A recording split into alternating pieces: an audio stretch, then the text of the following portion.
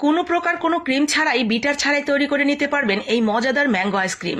দোকানের কেনা ম্যাঙ্গো আইসক্রিমের থেকে কোনো অংশে কম নয়, বরং একটু বেশি মজার এবং সুস্বাদু হবে আপনার হাতে তৈরি করা এই ম্যাঙ্গো আইসক্রিম। এতটাই মজার এবং সুস্বাদু যে একবার বানালে বারবার বানাতে চাইবেন। প্রয়োজন নেই কোনো ক্রিম এবং বিটারের। তো চলেন দেখে নেই কিভাবে তৈরি করেছিলাম।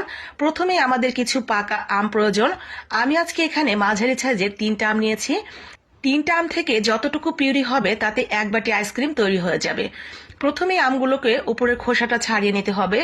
এইভাবে অথবা বটি দিয়ে খোসাটাই ছাড়ানোর চেষ্টা করবেন, এতে আম খুব বেশি খোসার সাথে উঠে যাবে না। হাত দিয়ে খোসা ছাড়াতে গেলে কিন্তু অনেকটা আম খোসার সাথে চলে যাবে। তো আমরা ঠিক একইভাবে সবগুলো আম পরিষ্কার করে ধুয়ে নিয়েছি। এখন আমগুলো আটি থেকে ছাড়াতে হবে। আটিটা বাদ দিয়ে পুরো আমের পিউরিটাই আমরা নিব। পাকা পাকা আমগুলো যত বেশি মিষ্টি হবে আইসক্রিমটা কিন্তু ততটাই বেশি সুস্বাদু হবে।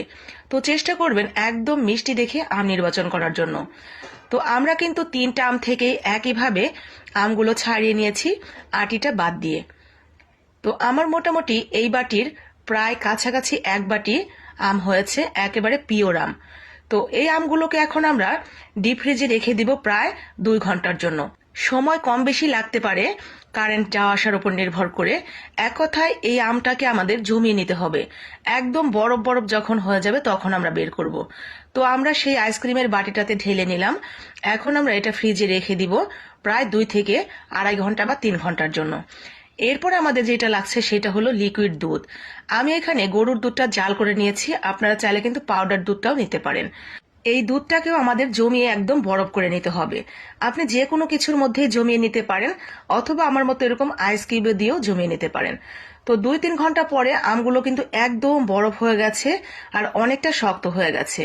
তো এখন এই বরফওয়ালা শক্ত আমটাকে আমাদের ব্লেন্ড করতে হবে। আমরা কোনো প্রকার কোনো বিটার ইউজ করব না, কিন্তু ব্লেন্ড কিন্তু অবশ্যই লাগবে। তো আমাদের দুধটাও একদম জমে গেছে। এখন এই দুধ এবং আপনার আমটাকে আমরা দিয়ে দিব ব্লেন্ডারে। তার আগে আইস কিউবগুলো বের করে নিচ্ছি আমরা এখান থেকে। তো এখন আমি একটা ব্লেন্ডারের বাটি নিয়েছি, সেই বাটির মধ্যে দিয়ে দিব আমগুলো। তো আম দিয়ে আমি সেই দুধের আইসক্রিমটাও দিয়ে দিচ্ছি। আর এখন যেহেতু একদম প্রথম দিকের আম উঠেছে, খুব একটা মিষ্টি না এই আমগুলো, সেই ক্ষেত্রে আমি একটু চিনি অ্যাড করে দিচ্ছি 4 চা চামচের মতো। আম যদি অনেকটা বেশি মিষ্টি হয় সেই ক্ষেত্রে কিন্তু চিনি লাগবে না বিন্দু পরিমাণও। তবে এখন যেহেতু বাজারের এই আমগুলো খুব বেশি মিষ্টি না, আমি অল্প একটু চিনি অ্যাড করে দিয়েছি। এখন আমাদের প্রয়োজন একেবারে ঘন দুধ। আমি হাফ লিটার গরুর দুধকে জাল করে 1 কাপ করে নিয়েছি। দেখতেই পাচ্ছেন দুধটা কিন্তু অনেকটাই ঘন এবং কালারটাও লাল লাল হয়ে গেছে। এখন এই ঘন দুধটা আমরা ব্লেন্ডারের জারে ওই আমটার সাথে অল্প অল্প করে একটু একটু মিশিয়ে ব্লেন্ড করে নেব। যখন দেখব যে ব্লেন্ডার ঘুরতে একটু সমস্যা হচ্ছে তখন সামান্য একটু অ্যাড করে দিব।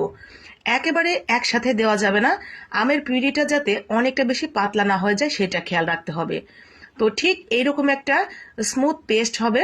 আমি দেখিয়ে দিচ্ছি একটা প্লেটে নিয়ে যে কিরকম হবে এটা বাড়ার পরে। এটা কিন্তু আমি সাথে সাথে জমে নাই, ঠিক এরকম হবে, যাতে আপনি একটা প্লেটে দিলে দেওয়ার সাথে সাথে ছড়িয়ে না যায়।